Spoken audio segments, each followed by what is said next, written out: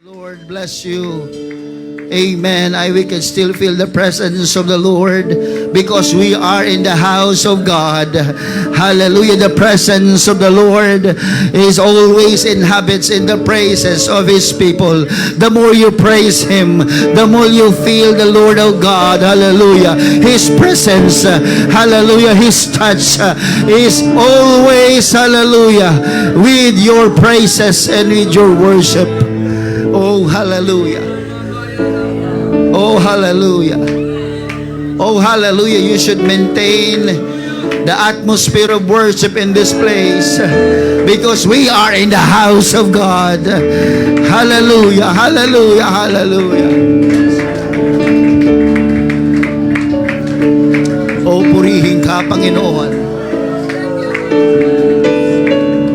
Jesus said in Matthew chapter 21, verse 12, then Jesus went into the temple of God and drove out all those who bought and sold in the temple, and overturned the tables of the money changers and the seats of those who sold doves. And he said to them, Jesus said to them, it is written, my house shall be called a house of prayer, but you have made it a den of thieves. Jesus said, my house. So this is the house of God. Jesus said, with sense of ownership, He told the people, this is my house. Brethren, I've been telling you this morning that the house of God should be treated with reverence. And I want to speak to your heart today. I want to talk to your heart today. Does your heart supports the house of God? Sumusuporta ba ang puso mo sa bahay ng Diyos? And today, let me preach today with a message that says, a heart that supports the house of God. A heart that supports the house of God. Can you please lift your hands towards heaven? Lord, this is your house, and we are all your visitors here. Your presence is a must in this place. We came here, Lord, with expectation. We came here, Lord, with something that we are going to receive from you. Though this is your house, but you always prepare a place, prepare something for us. Tuwing pupunta kami, Panginoon, bagamat bahay mo ito, ikaw pa ang nagbibigay sa amin. Ikaw pa ang naglilingkod sa amin. Panginoon, hayaan mo ng bawat puso ngayon ay kausapin mo. Panginoon, nandito kami para kausapin mo, Panginoon. Hindi namin titigasan ng aming puso. Bubuksan namin ito, Panginoon, maging ang aming isipan. Kasi gusto namin, Panginoon, kausapin mo kami. Gusto namin, Panginoon, manguna ka. Gusto namin, Panginoon, marinig ang boses mo. Panginoon, nandito kami para paglingkuran ka sa iyong tahanan. Ang iyong banal na presensya ay nandito, Panginoon. Tulungan niyo kami, Panginoong Yesus, na ang pangangaral lang iyong salita ay paraan ng iyong pakikipag-usap sa iyong mga anak. Purihin ka, Panginoon. We bless your holy name. In Jesus' name I pray. Clap your hands to the Lord and say amen. Amen. You may be seated. Brethren, as I mentioned, gusto kong kausapin ang mga puso nyo ngayong araw na ito, mga kapatid. How we really relate to the house of God. Ano ba ang ating intensyon? Ano ba ang ating saloobin pagdating po sa gawain ng Panginoon, sa bahay ng Diyos? Nagpunta ba tayo sa bahay ng Diyos para tumanggap lamang? O nagpunta tayo sa bahay ng Panginoon para siya'y makilala, ma-encounter, makausap, maramdaman, at magkaroon ng pakikipagniig sa Kanya. Kung nakikita mo ang sarili mo na sa tuwing pupunta ka sa bahay ng Diyos, na para bagang wala kang gagawin, na para bagang isa kang bisita, na dapat niyang paglingkuran at dapat niyang pagsilbihan, nagkakaroon ng pagkukulang sa ating pong paglilingkod sa Panginoon pag hindi natin alam ang ating pong dapat gampanan sa Kanyang harapan. Ang simbahan po ay hindi isang lugar lamang para tayo ay dumalo. Ang simbahan ay hindi lamang lugar na kung saan tayo ay magkatipon tuwing linggo. Ang simbahan ay isang imbitasyon. Ang simbahan ay isang imbitasyon na tayo ay magkaroon ng bahagi sa Diyos. Hindi tinatag ng Diyos ang simbahan na para bang isang maliit na bagay at hindi gaanong mahalagang bagay. Tinatag ng Diyos ang simbahan hindi gamit ang kapangyarihan ng tao. Nung tinatag ng Diyos ang simbahan sa aklat, mga kapatid, ng mga gawa, makikita natin na ang simbahan ay tinatag ng Diyos gamit ang Kanyang kapangyarihan. At silang lahat ay nagkatipon sa isang lugar, kagaya natin. At nung meron silang iisang puso, iisang layunin, na ang Diyos ay kanilang paglingkuran, doon sa araw na yon, ibinaba ng Diyos sa araw ng Pentecostes ang Kanyang banal na Espiritu Santo. Doon nagsimula ang iglesia. Doon nagsimula ang church. Doon nagsimula, mga kapatid, ang pag-iimbita ng Diyos sa bawat isa na magkaroon ng bahagi.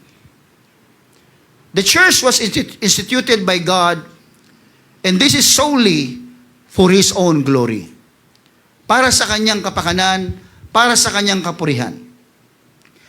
Binasa natin kanina ang sabi ni Kristo, "This is my house, and my house shall be called a house of prayer." My house. Ang lahat ng bagay ay sa Diyos, mga kapatid. Lahat ng bagay ay sa Diyos. Yan ay nakasulat sa aklat ng Salmo, Kapitulo 24, ang bersikulo ay sa unang bersikulo. Ang sabi, "The earth is the Lord's, and all its fullness, the world and those who dwell therein." The earth is the Lord's.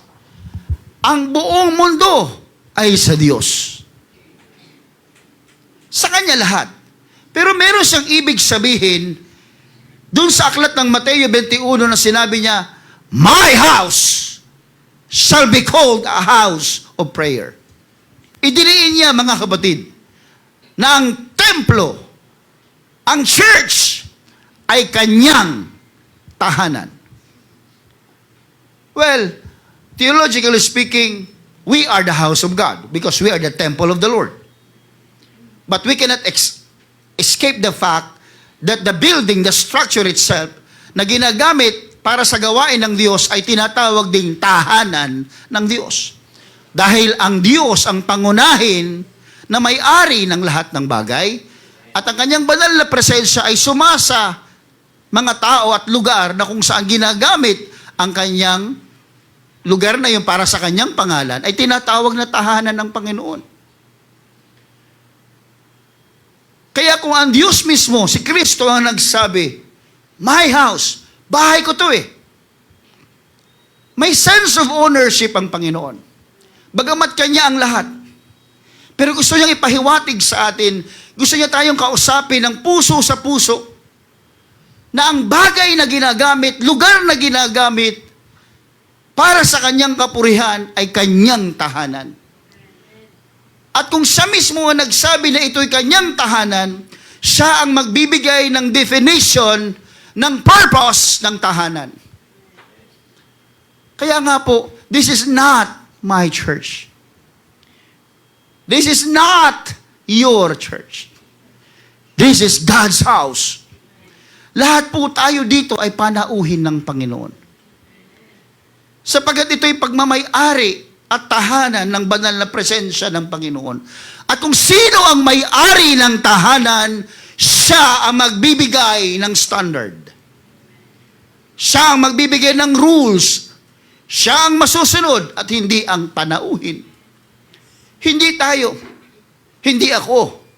This is not my kingdom. This is God's kingdom. You are not my members. You are God's members. Hindi ko kayo membro. Dahil ako, membro din ako. Tayong lahat ay membro ng Diyos. Iisa ang pastol natin, mga kapatid.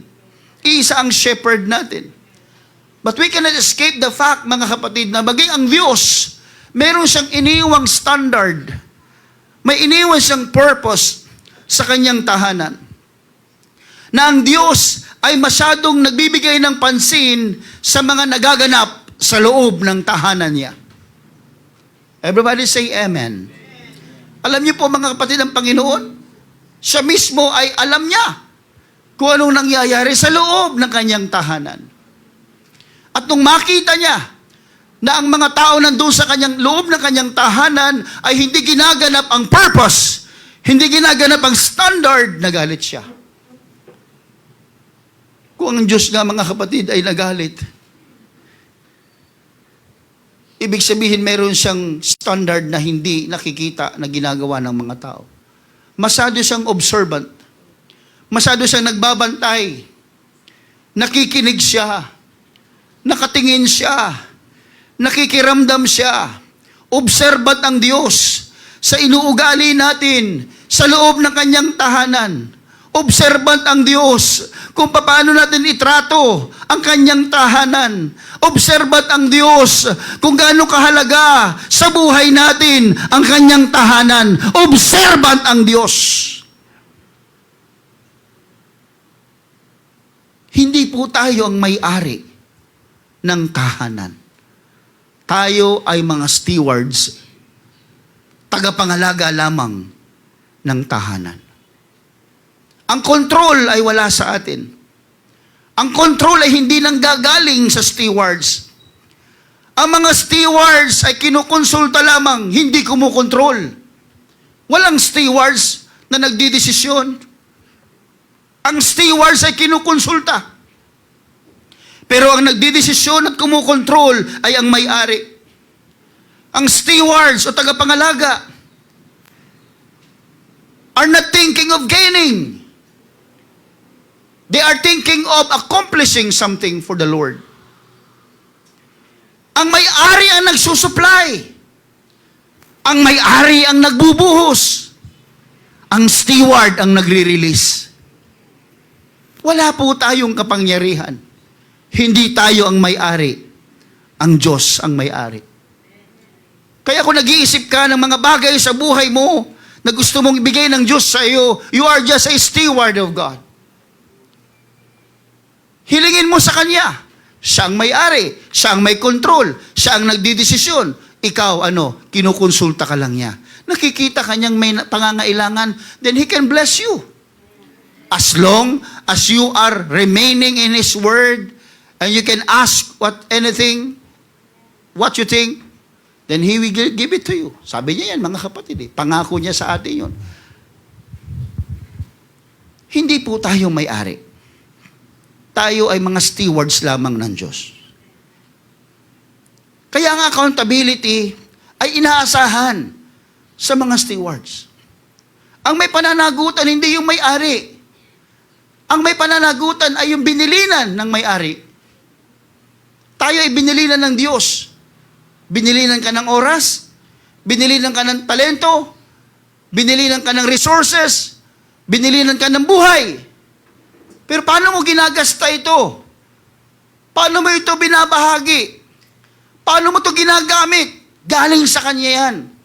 Paano mo ginagamit? Babalik sa Kanya. Kung ang Diyos, mga kapatid, ay lumikha ng bagay, at ang simbahan ay nilikha ng Panginoon at pagmamayari ng Diyos, ano mang meron tayo, ito may kinalaman sa tahanan ng Diyos. Ulitin ko, ano mang meron tayo, dahil stewards tayo, ito ay may kinalaman sa tahanan ng Diyos. Dahil tayo ay tagapangalaga lamang. Siya ang may pangunguna. Siya ang nagkokontrol. Kaya mga kapatid, anumang bagay na meron tayo, palagi nating iisipin, ito ay dahil at konektado sa tahanan ng Diyos. Kaya mapansin nyo mga kapatid, sa Book of Haggai, kanina tinuro ko sa inyo, na nung inutusan sila ng Panginoon na itayo ang templo, mga kapatid, 16 na taon tumigil sila. Dahil ang katwiran nila, may mga persecutors, katwiran nila, may mga humahadlang, katwiran nila, mayroong mga tumututol, may mga challenges. Tumigil sila 16 na taon. Pero sa loob ng 16 na taon, tumigil sila hindi dahil wala silang supply. Tumigil sila dahil yung prioridad ay hindi na nasunod. Galing po sila sa exile. Galing po sila sa pagkakabihag ng Babylonia. At nung pinalaya sila ng Panginoon sa pagkakabihag, bumalik sila doon sa Jerusalem para itayo ang templo. Yun ang unang-unang gagawin nila, itayo ang templo. Pero ano nangyari mga kapatid? Tumigil sila.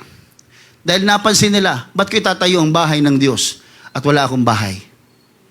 Kaya sa loob ng 16 na taon, tinayo nila yung tahanan nila, pinaganda nila yung garden nila, pinaganda nila yung bubong nila, pinaganda yung dingding nila, pinaganda ang tahanan, naghanap ng trabaho, nagnegosyo, pinatayo ang kanilang mga sariling mga pangarap nila at kinalimutan ang tahanan ng Panginoon. Kaya nagtataka sila kahit anong gawin nilang ipon para naghuhulog sila sa kanilang alkansyang butas o sa kanilang pitakang butas. Kahit anong gawin nilang kain, hindi sila nabubusog. Hindi sila kontento sa buhay. Parang wala nangyayari. Sabi ng Panginoon, hindi mo ba nakikita yan? Kung bakit nangyayari sa iyo yan? Ang sarap-sarap ng buhay mo, pero kinalimutan mo na anumang bagay na meron ka sa buhay ay may kinalaman sa tahanan ng Diyos. Na-realize nila mga kapatid. So ano meron tayo? Hindi ako magsisinungaling mga kapatid. Some of you here are questioning and asking God. Tapat ka naman. Nagsisimba ka naman. Nagpe-pray ka naman. Pero parang bakit survival ang buhay mo? Bakit parang hindi mo pa nararating yung pangako ng Diyos sa buhay mo? Baka may kulang. Siner kanina ni Sister Evelyn, hindi ko alam kung nagmamaang-maangan yung mga tao sa panahon ni Prophet Malakay. Pero nagtanong, paano ka namin ninanakawan, Lord? Ang sagot ng Panginoon, ninanakawan niyo ako sa ikapu at alay. Alam niyo ang historya ng Malakay, mga kapatid? Kung bakit nauwi, mga kapatid, ang Panginoon sa pagsasabi kay Prophet Malakay, ng Malakay chapter 3, verse 10. Alam niyo ang dahilan kung bakit? Iniwan ng mga tao ang tahanan ng Diyos. Basahin niyo po. Magaling naman po kayo mag-research. Pwede niyong hanapin yung konteksto niyan. Ang konteksto po niyan, yung mga tao hindi na nagpupunta sa simbahan. Ang konteksto po niyan, yung mga lingkod, yung mga libita sa loob ng templo, nagkandagutom na. Wala nang isusustain doon sa kanilang templo, sa tahanan, sa tabernakulo. Ang ginawa, naglayasan na rin. Bakit? May sariling buhay na dapat gawin na dapat itaguyod. Nagalit ang Panginoon. Hindi niyo ba alam na ang lahat ng meron kayo ay konektado sa tahanan ng Diyos? Kaya hinamon niya bring all the tithes and into the storehouse. Dalhin niyo lahat. Ang layunin niya, yung tahanan, suportahan niyo. Biglang challenge niya. Kaya dinugtong ng Panginoon. Kaya palaging kapos, palaging ganito, palaging parang nauubos. Kasi may kinalimutan kayo, sabi ng Panginoon. Binalik niya, sige, hamunin ko kayo. Dalhin niyo ang 10 bahagi sa tahanan, sa storehouse. If I will not open you the windows of heaven. Mga kapatid, this is the word of God. This is not the word of Prophet Malakay, just Prophet Malakay. This is the word of God. May kinalaman ba yan? Bakit niya hahamunin ng tao?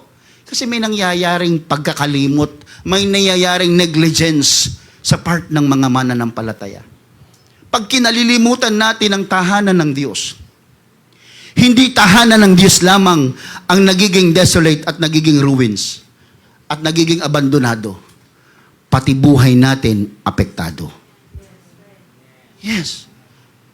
Sa tuwing, basahin mo sa Biblia, sa tuwing may pagpapala kay Abraham, ano ginagawa ni Abraham? Nagtatayo ng altar.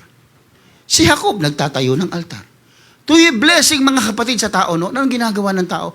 Nagtatayo ng altar.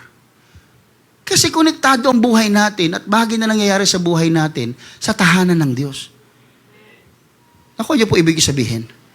Kaya ang Panginoon nag-uutos na magtayo ng tabernakulo. Lahat ng mga bagay,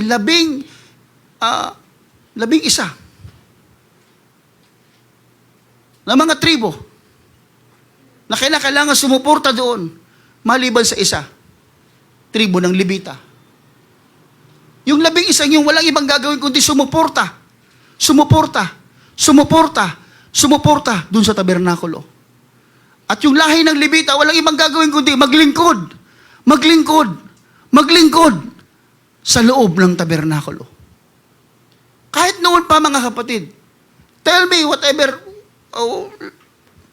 kung ano nasa isip ninyo. Sabihin nyo na kung anong gusto nyong sabihin.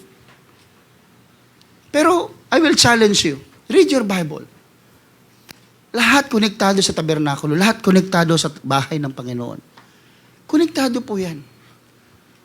Kaya kung masyado tayong naaaliw sa pagbibigay ng tuon sa ating sarili, sa ating sariling tahanan, pero nakakalimutan ng tahanan ng Panginoon, mag-isip ka. I'm not threatening you. I'm just giving you information. Because this is biblical. This is not mine. This is biblical. Hindi tayo may-ari. Stewards lang po tayo. That everyone should be participative. Dapat tayo, we participate. Dito tayo binago ng Diyos. Dito natin aramdaman ang presensya ng Panginoon. Kaya ka nga bumabalik-balik dito eh. Hindi naman bumabalik ka ba dahil maganda ang lugar? Wala ka nga parking dyan eh. Ang sikip-sikip nga eh. Di naman maganda comfort room natin. Diba? Yung iba dyan, sinusobrahan ng lamig. Yung iba naman, sobrang init sa bandang likuran. Hindi naman komportable lahat dito ah. Ba't ka bumabalik? Hindi mo binabalikan binabalikan mo yung mga singers dito? Mga musikero? Hindi naman, di ba? Ano binabalik-balikan mo dito? Presensya ng Diyos. Yun naman talaga binabalik-balikan natin, presensya ng Diyos eh. So, mag-participate tayo. We come here because of the presence of God. We come here because this is the house of God. Nandito ang Panginoon. So, in other way, mga kapatid, please participate. Magkaroon ka ng bahagi.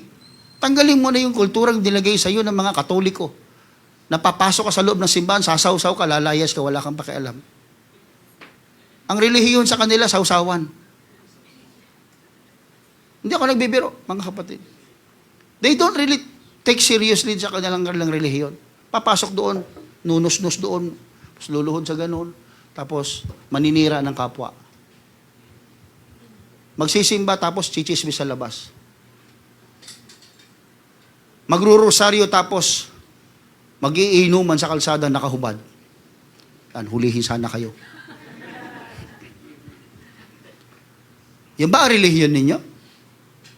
Dito mga kapatid, nung pumasok ka, may bisyo ka, pero naririnig mo mga kapatid ang salita ng Diyos.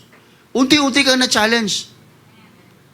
Na kailangan mong baguhin ang sarili mo sa tulong ng Panginoon. At ngayon, presto, wala ka ng bisyo. Wala ka na rin pakialam. Huwag pong ganun. Amen. Participative tayo, mga kapatid. Everyone should be reminded that God's house is the Lord's. Sa Diyos yan. And our role is to ask ourselves, how can we honor God in His house?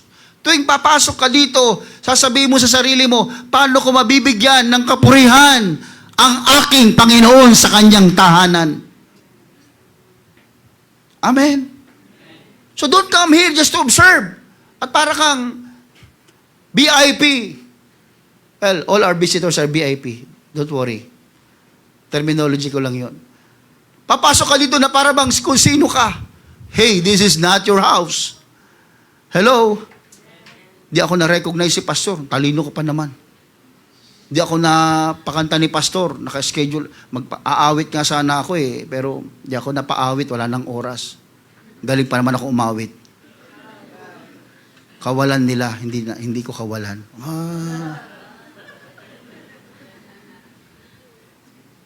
So what? Kung magaling ka. Ako ba magdidesisyon? Hindi ko nga ito tahanan eh. God can struck me anytime dead here. This is His house. God can struck you dead anytime here. Bahay niya to eh. Tahanan niya to eh.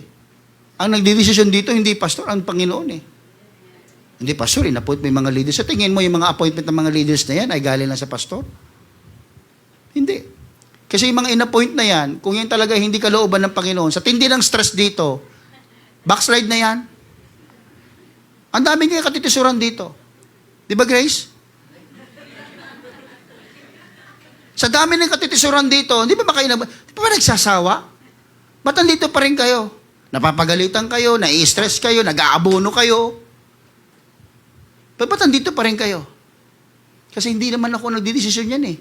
Kung sa kumpanya pa yan, layasan nyo yan. Ba, yung kumpanya, wala kang sweldo, napupunta ka doon? Diba? Nagta-time in, time out ka pa? Tapos pagdating ng sweldo, wala kang sweldo? Eh, sunugin ko yan. Hindi kayo papayag, di ba? Pero dito, mga kapatid, ikaw na nagbibigay. Ikaw pa na-stress. Ikaw pa nag-aasikaso. Ikaw pa nagpupunas ng mga upuan. Ikaw pa nagliligpit. Ikaw pa Hindi nyo alam yan, mga kapatid. Stress din sila. Pero sila umaalis. Bakit? Ang Diyos kasi ang nag-a-appoint sa kanila. Hindi naman ang pastor. Ay, kung ako lang mag-a-appoint, pipiliin ko dito yung mga, well-to-do to Mayaman to si brother, Roger. Si brother Roger na nalagay nating leader dito. Kasi mapera to. Lahat ng kulang, abunuhan niya.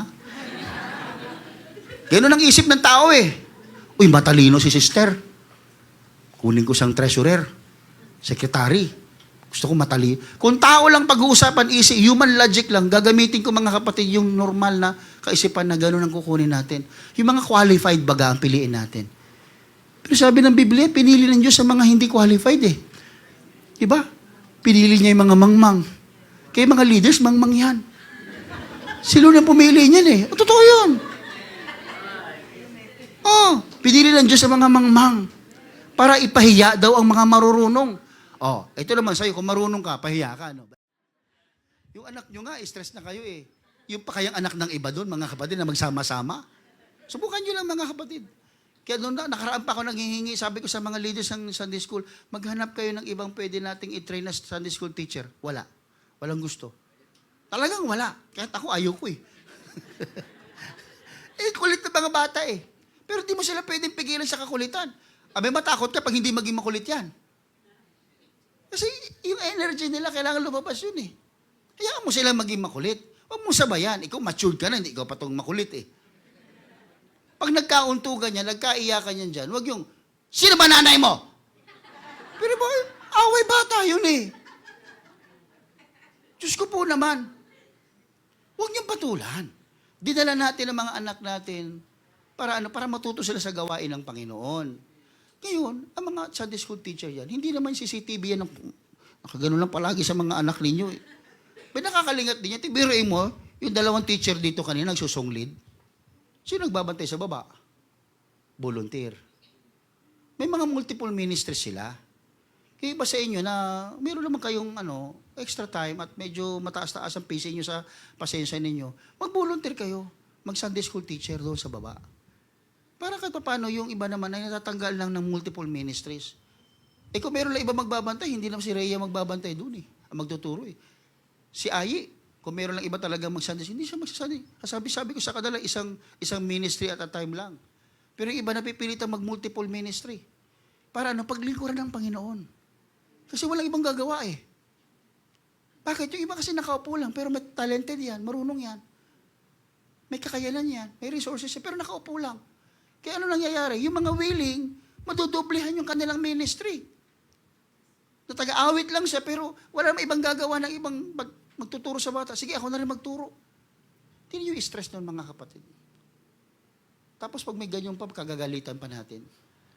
Ni piso wala akong binibigay sa mga yan. Yung mga musikero magagaling, mga singer, magagaling. Wala akong binibigay dyan, mga kapatid. Ni lunch nga, hindi ko nililibre ng lunch yun eh. Wala. Wala silang tinatanggap sa simbahan. Maniwala po kayo. Yung ating worker, meron dahil sila naglilinis dito, nagbabantay, naayos yung kagamitan. Yung meron silang allowance dito. Pero yung mga ginagamit pag linggo dito, wala po yan. Bakit? Kasi tahanan ito ng Diyos. A heart that supports the house of God. Puso po, puso. Kaya sabi ko, kausapin ko yung mga puso nyo ngayon eh. Kasi mga baga lang yung kinakausap ko noong nakaraan eh. Gusto ko yung puso, mga kapatid. Gusto ko kausapin yung mga puso nyo ngayon. May suporta ba sa Diyos yan, yung puso nyo? Kaya nyo bang gawin yung ginagawa ng iba? Huwag yung silang kaigitan. Ba't siya na naman? Kasi hindi ka naman nagbo-volunteer eh! Puna ka ng puna. Siya na naman ang song leader. Siya na naman ang Sunday school. Siya na naman. Eh kung marami kaya kayo, sa tingin nyo siya pa rin? Hindi na. Kasi marami na kayo, may palitan, may schedule na kayo. Kaya alam niyo mga kapatid, minsan yung pamumunan natin, yung puso natin, nasaan ba yan? Yung ginagawa natin para sa Diyos ito eh. Kasi pastor, hindi nag-assign ng Sunday school teacher, siya ng Sunday school teacher. Siya pa rin yung preacher. Hindi nag-i-invite ng preacher si pastor na ibang preacher, ibang pastor dito. Bakit? Sa tingin niyo ba, pag nag-invite ako dito, mga kapatid, kaya niyong operingan? O challenge ko kayo, gusto nyo, every once a month, meron tayong bagong preacher dito, imbitahin ko. Kaya nyo magbigay ng 20,000 sa isang linggo. Hindi ako nagbibiro, mga kapatid. Hindi ako nagbibiro. Pag ako iniimbita sa ibang lugar, pinaghahandaan nila. Hindi lang pagkain, hindi lang lugar, hindi lang gawain, kundi pati monetary, pinaghahandaan nila. Kasi pagpapasok mo sa ibang tahanan, ng iba sa tahanan mo, ay nagbibigay din ng responsibilidad na paglingkuran mo yung papasok sa tahanan mo. Tahanan ng Diyos ito. Pag may tayong inimbita, punta ka sa simbahan namin. Tapos paupuin mo sa dulo. Diyan ka lang ha, diyan ka lang. Sige. Pero bisita mo nandun sa ibang CR. Bisita mo yun ha.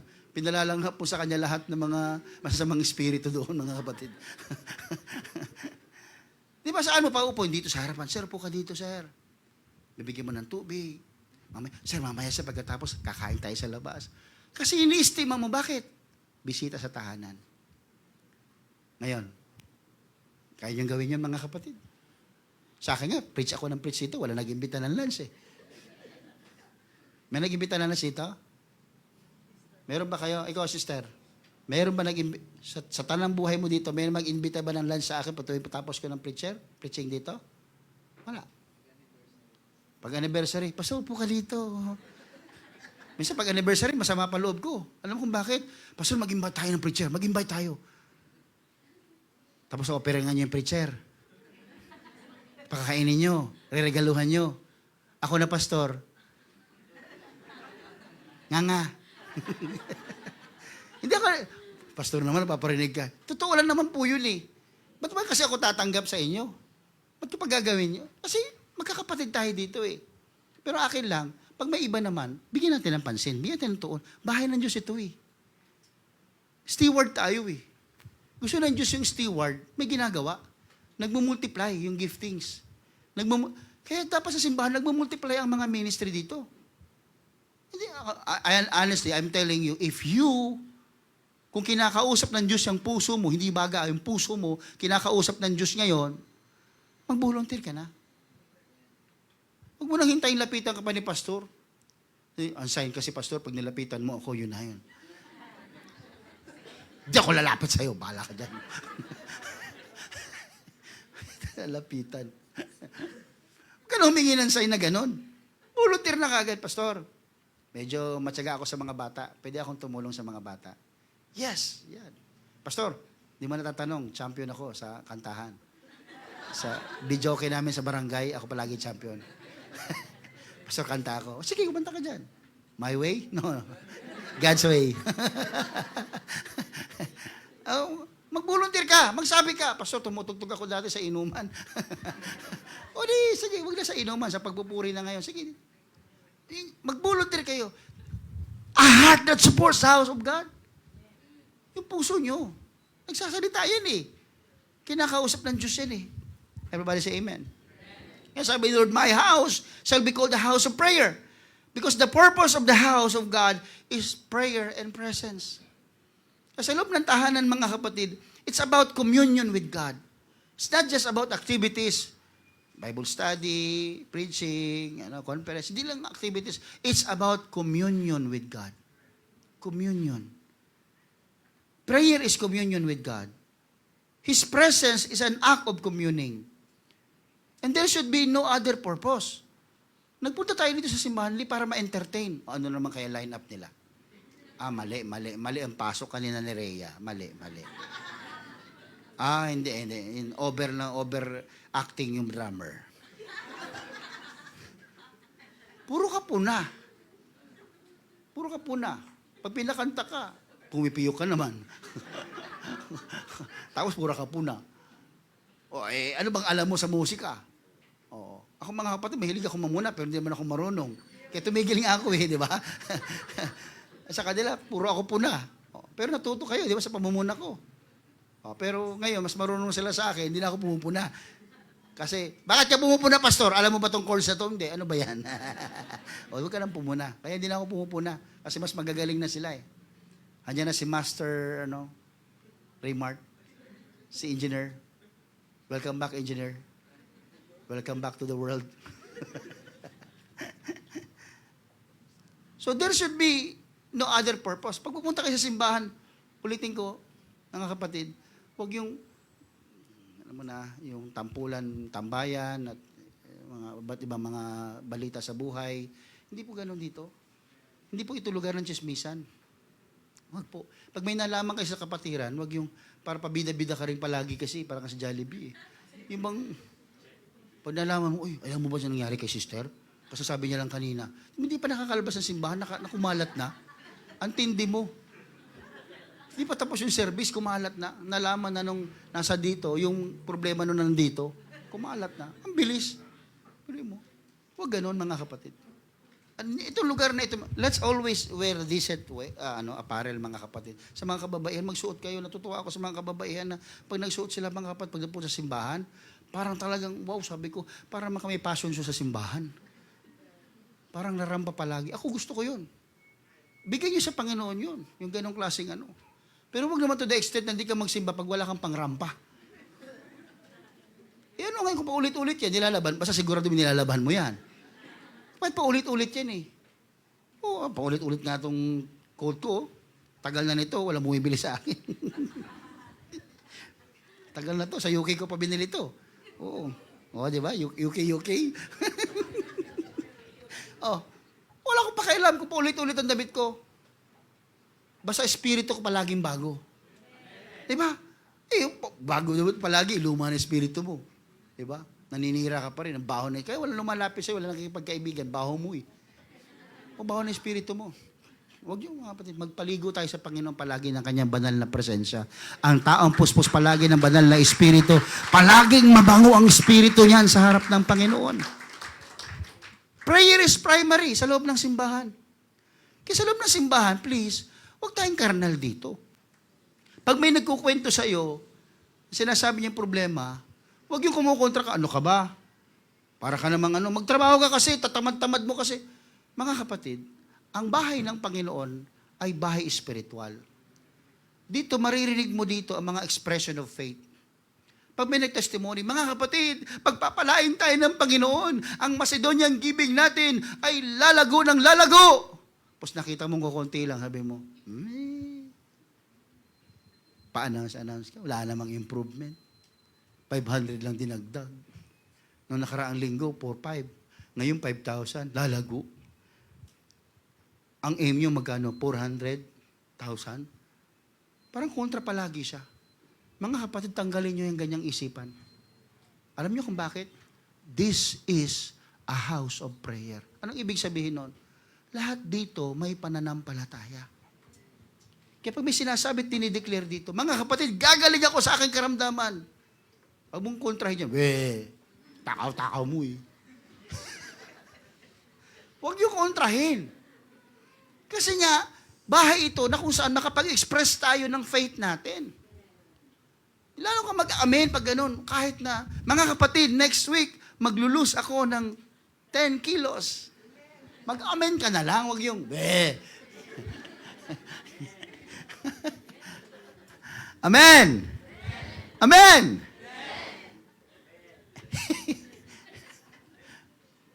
Dito marinig yung salita ng Panginoon. May communication of faith dito, mga kapatid. You should be expectant of the presence of God dito. At sa loob ng tahanan ng Diyos, dapat focus ka sa Diyos, hindi sa tao. At minamanage mo dapat yung motive mo. And you should stop looking at yourself and start praising and worshiping God. Huwag yung puro sarili. Patingin sa atin. Ayoko mga kapatid ng ganun. Para bang masyadong, self-protective, self-image, ang tawag doon? Protective ng self, yung kanila. Ang Diyos ay nakatingin, mga kapatid. Ang Diyos ay nagbabantay. Alam niyo sabi ng Panginoon kay Solomon, sa 2 Chronicles chapter 7, verse 15, nakatingin ako. Nakikinig ako. Basahin natin. Gusto nyo? 2 Chronicles chapter 7, verse 15. Sa New King James Version, sabi ganito, Now, my eyes will be open, and my ears attentive to prayer made in this place. For now I have chosen and sanctified this house, that my name may be there forever, and my eyes and my heart will be there perpetually. Tingnan niyo mga kapatid, ang Diyos ay nakatingin at nakikinig. Kaya pagpapasok kayo na sabi ko nga sa inyo, hindi natin tahanan ito eh. May CCTV, pastor, mata ng Diyos yan, hindi yan mata ng Diyos. Mata ni pastor yan sa opisina. Iba yung mata ng Diyos, mga kapatid. Mata ng Diyos at tenga ng Diyos nandito, nakikinig. So, when you are supporting the house of God, you are not just sustaining the house of the Lord, but you are preserving the space where people can meet God. Hello? Hello? Lugar na ito, mga kapatid, ang Diyos ay nakatingin. Kaya depende sa inyong mga motibo, alam ng Diyos yan. And every time you go to church, yung worship mong tamad, alam ng Diyos, nakikita ng Diyos yan.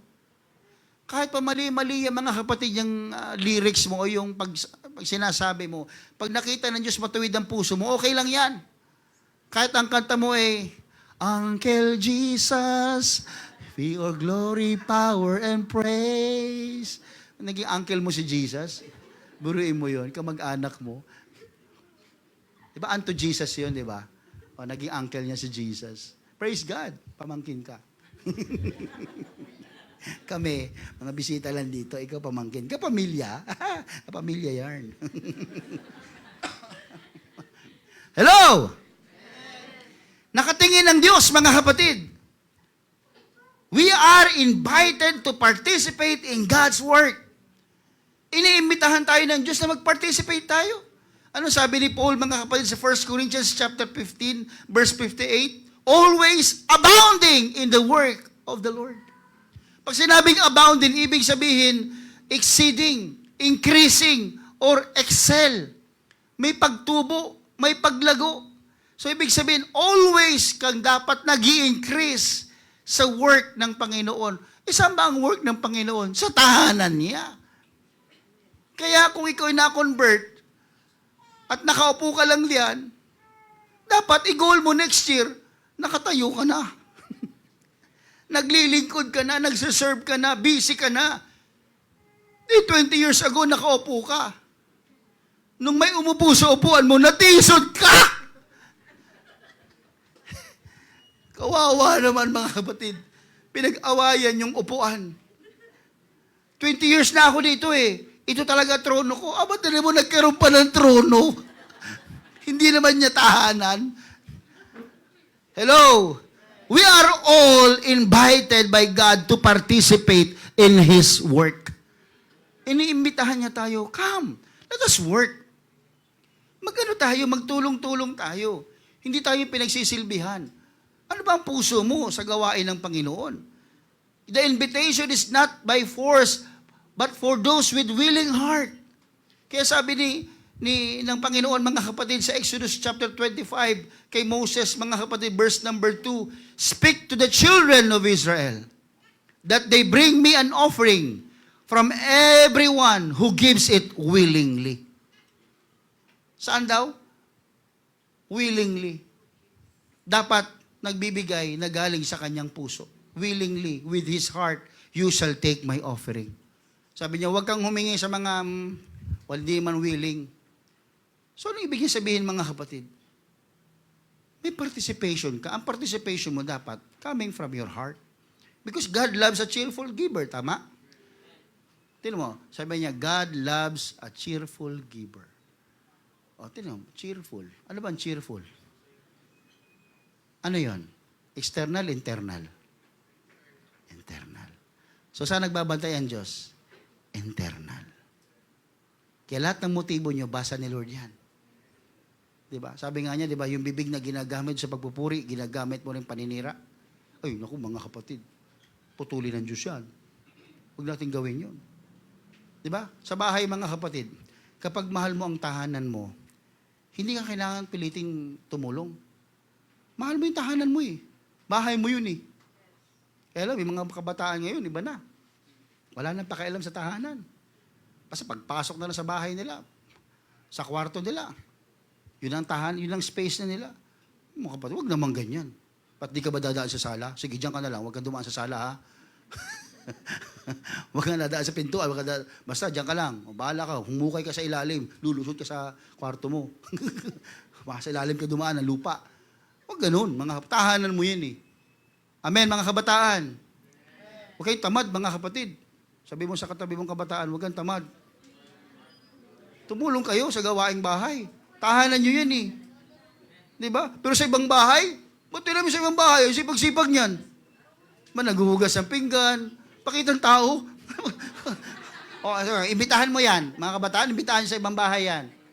O, pakainin nyo. Tatayo yan. Kunwari, kuhain yung pinggan niya. Doon. Maghuhugas siya. Pakitang tao. Sa bahay din, hindi naghuhugas ng pinggan yan. Pag inutusan mo, galit pa. Pero sa ibang tao, naku, sa ibang bahay, naku, pupunasan pa, makintab pa yung lamesa. O, ano pang gagawin? Ano pang gagawin? Uy, peke. Peke ka. Peke yarn. Hello? Supporting the work of God is a form of worship. Worship po ang pagtulong sa gawain ng Panginoon. Amen po ba? Ano sabi ng Biblia? Present your bodies as a living sacrifice. Bodies na nga yun, no? Gawin mong living sacrifice para sa Panginoon, sa worship. Worship is not only singing and praying in the church. It includes offering our lives, offering our time, offering our resources. Amen po ba? Kahit oras ng pastor, hindi man ako mapera, hindi man ako, anong itutulong ko sa simbahan. Mga kapatid, ang dami pwedeng gawin dito. Totoo lang, ang dami.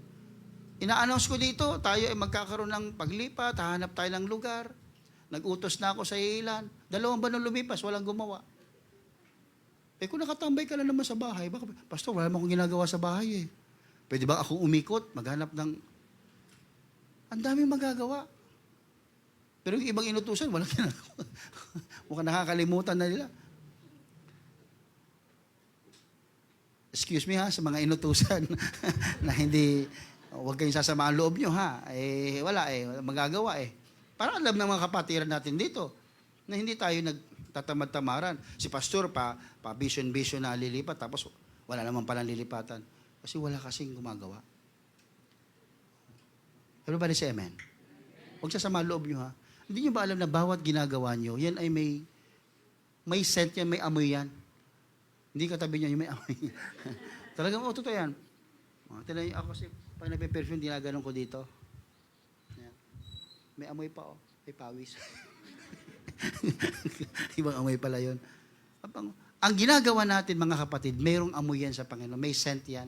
Sabi ng Philippians chapter 4, verse 18. Sige nga, basahin natin.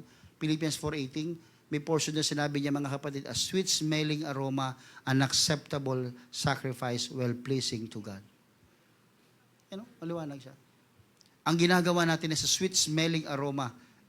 Ito ay an acceptable sacrifice and well-pleasing to God. Yung talent mo, may amoy yan sa Panginoon. Ito yan. Yung binibigay mong oras sa Diyos, sa gawain, may amoy yan. May scent yan. Yung support mo, yung pledges mo, yung giving mo, may amoy yan, may scent yan, mga kapatid. Kaya ang giving ay hindi separate sa worship. Bahagi siya, connected siya. Ang giving at ang worship. Connected po yan. Kaya alam niyo, mga kapatid, ang Panginoon nakatingin sa puso natin ngayong araw na ito. Nakatingin siya. Kaya sabi ko, gusto kong kausapin ang puso ninyo eh. Sapagkat ang Diyos nakatingin sa puso natin. Sinusukat ng Diyos ang puso natin. Nakakatawa lang, mga kapatid, kasi ang Diyos kumuha ng panukat ng puso natin. Alam niyo, saan siya umupo? Hindi doon sa upuan ng mga tanyag na upuan, na parang hurado. Alam niyo, ng Panginoon, nung sinukat ang puso, saan siya umupo? Sa treasury. Sa treasury. Di ba dumaan yung babaeng balo? Na mayroon 2 lepta, na uugod-ugod, lumapit doon, ibinigay, mga kapatid, yung 2 kusing. Pagkahulog niya, nakaupo si Kristo doon. Nagbabantay siya, nanunukat siya eh. Nung dumapit yung babae, mga kapatid, hinulog doon, tinawag niya mga disipulo niya, halika, parine. Hilera! Kita niyo yung babaeng yon? Yun ang nagbigay ng pinakamalaki. Tinan niyo yung klase ng panukat niya. Ang panukat ng Diyos na saan? Wala dun sa taas ng boses mo, sa ganda ng palo ng drums mo, sa ganda ng keyboard mo, mga pilantik na mga kamay mo, sa ganda ng boses mo, sa talino mo, wala dun. Saan nakatingin ng Diyos sa kanyang panukat? Sa treasury. For where your heart is, there your treasure. For where your treasure is, there your heart will be. Kung nasa ng iyong kayamanan, nandun ang iyong puso. Kaya siya tumingin sa kayamanan. Umupo siya doon. Tumingin siya. Tiningnan niya kung sino yung tunay na mayroong malaking puso sa gawain ng Diyos. 2 kusing. Ibili mo na lang yun ng monay nung panahon na yun. Busog ka pa. Wala kasing monay. Dahil mga kapatid ginawa, inulog niya. Buhay niya na yun. Yung kapalit doon, yung 2 kusing, buhay yun. Pero nung ginawa ng Panginoon, nung nakita niya ito, mga kapatid, sinabi niya na ang babaeng balong ito ang siyang nagbigay ng pinakamalaki. Because in Proverbs chapter 4, verse 23, it says, keep your heart with all diligence, for out of it spring the issues of life. Tinitingnan ng Diyos ang puso. Nung sinukat niya yung babae, mga kapatid, yung puso ng babae, napakalaki ng puso ng babaeng ito, yung buhay niya, 2 kusing. Malaking halaga sa kanya yon. Pero binigay niya sa Panginoon, sinuporta niya sa Panginoon. Kaya sabi ng Panginoon, siya ang pinakamalaking binigay. Hindi po doon sinusukat ng Diyos yung puso natin. Kaya sabi ko nga kanina kinakausap ng Diyos ang puso natin. Kaya nga ang puso na sumusuporta sa tahanan ng Panginoon. 23 of chapter 4 ng Proverbs, keep your heart. Ang puso ang susi. Sapagkat whatever controls your heart will eventually controls your life. Ano ba ang kumukontrol sa puso mo? Yung jowa mo. Pango naman. Yung jowa mo, tamad naman. Excuse random lang ito. Baka may tamaan, sorry. Sino? Masyado kang in love? Sinusunod mo? Puso ang susi. Kaya kung nasaan ang puso mo, madali kang mapasunod. Kaya sabi diyan, mga kapatid, whatever or whoever controls your heart will eventually controls your life. Kaya hindi ka makapagsimba-simba. Bakit? Yung boyfriend mo o yung girlfriend mo, mahilig sa gala. Linggo-linggo, gala tayo. Magsimba kayo! Ako sa inyo, mga kapatid, may manliligaw na ganyan, gala, sa linggo. Sukatin nyo yun. Pag ang linggo sa kanya ay parang extra ano niya para magsunod yung mga layaw niya. Naku, hiwalayan nyo kagad. Walang sabi-sabi. Alam niyo kung bakit? Gagawin kayo mga kapatid, alila niyan. Maniwala kayo. Kung walang takot yan sa tahanan ng Panginoon, sa inyo pa kaya matakot? Kahit sabihin mong bungangera ka, hindi matatakot sa iyo yan. Sabihin mong magaling ka, hindi matatakot sa iyo yan. Sapagkat sino mang kumokontrol sa puso mo, kontrolado niya ang buhay mo. Kaya sabi ng Panginoon, keep your heart with all diligence. Ingatan mo ang iyong puso ng buong ingat, sabi niya. Sapagkat kung malinis ang source ng puso mo, malinis ang lalabas sa puso mo. Tama po ba? Wala yan mga kapatid sa hugis ng puso. Nasa source yan mga kapatid. Ang i-fix mo, hindi yung flow. Ang i-fix mo yung source. Kasi kahit maganda ang flow niyan, kung ang source niyan madumi, ang dumadaloy din ay madumi. Pero kung ang source niyan ay malinis, dadaloy din yan ng malinis. Kaya mga kapatid, keep your heart. Sa mata ng Diyos, anything that is done with love carries eternal value. Ang palaging may halaga sa Diyos, makinig po kayo bago tayo magtapos. Ang palaging may halaga sa Panginoon ay mga bagay na ginagawa mo na may kasamang pag-ibig. Ngayong araw na ito, pwede bang tumayo tayong lahat mga kapatid? Ang tahanan ng Panginoon ay hindi lang tahanan para tayo ay magpunta at umattend. Ito'y lugar na kung saan ang Diyos ay kumikilos. Ang tahanan ng Diyos ay lugar na kung saan ang buhay ay binabago ng Panginoon. Ang tahanan na kung saan ang kanyang banal na presensya ay namamalagi. Ang Diyos ay nag-iimbita sa atin, mga kapatid, na huwag lang tayong umattend. Ang Diyos ay nag-iimbita na tayo ay maging bahagi. Please, be part of the house of God. Magkaroon ka ng bahagi sa tahanan ng Panginoon. Naitanong mo na ba sa sarili mo, Lord, paano ba ako makakasuporta sa ginagawa mo sa church? Lord, ano mo pwede kong gampanan sa church? Lord, anong pwede kong i-contribute sa church? Sa tahanan mo? Have you asked that question to the Lord? Kung hindi pa, ngayong araw na ito, itanong mo yan sa Panginoon. Lumapit ka sa Kanya. May nakahanda ang Diyos, mga kapatid, para sa iyo. He will use you. Gagamitin ka niya. Gagamitin ka niya. Baka ang dahilan kung bakit parang hindi ka kontento sa buhay mo, alam mo, baka yan ang kulang. Nagawa mo na ang lahat. Narating mo na ang gusto mong marating. Pero parang may kulang pa rin. Baka yan ang kulang. Baka wala kang puso sa tahanan ng Panginoon. Pwede ba itaas mo yung kamay, mga kapatid? Habang nakataas ang iyong kamay, gusto kong kausapin mo ang Panginoon. Panginoon, ito ang kamay ko, Panginoon, nakataas. Willing ako, Panginoon. Gamitin mo ako. Kasangkapanin mo ako, Panginoon. Nais kong gamitin mo ako sa iyong tahanan. Nais kong mag-contribute, mag-participate, Lord, sa iyong tahanan. Nais kong magbigay, Panginoon, ng kapurihan para sa iyong tahanan. Panginoon, kausapin mo ako ngayong araw. Panginoon,